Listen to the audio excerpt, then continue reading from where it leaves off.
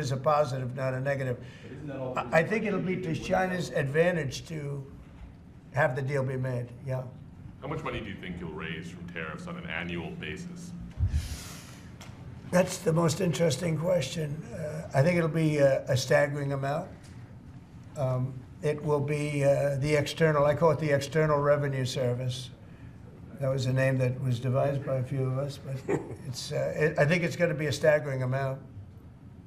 We've heard the number $1 trillion floated in meetings with senators. Is that a number you thought of? I don't know, but already the Senate's saying, well, wait a minute, you know, they're looking at some of the numbers and they're saying, whoa, this is, look, we want to, I say America first, I say make America great again. That's what we're doing. This is, I think it's the most important thing I've signed. I've signed some very important things. Right to try was so important. I mean, a lot of important things.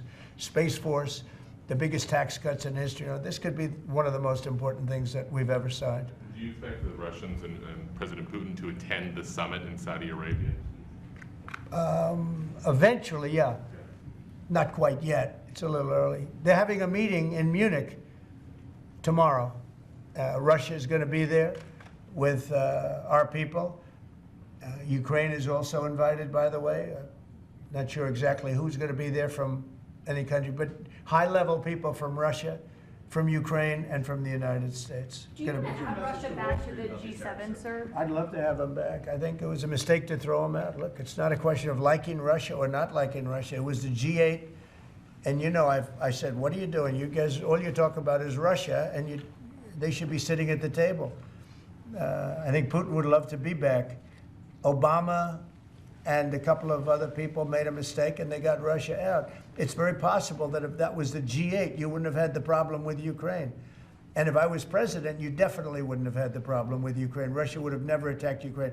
But you ask a very good question, the G8. It used to be the G8 and then these people threw them out. And I was arguing with Trudeau and with numerous of the people. Actually, Prime Minister Abe, a great man from Japan, agreed with me 100%, and some of the others did too. But I got there, it was the G7, as you know. They had already been terminated. I think it would have been very helpful, and it still would be helpful to have Russia be a part of that mix. And I think if they were, I don't think you would have had the problem that you have right now. Russia is part of the G20. They kicked them out, of course, because they illegally annexed Crimea. I mean, how would you have responded if Russia invaded or took over? They took Crimea during Obama.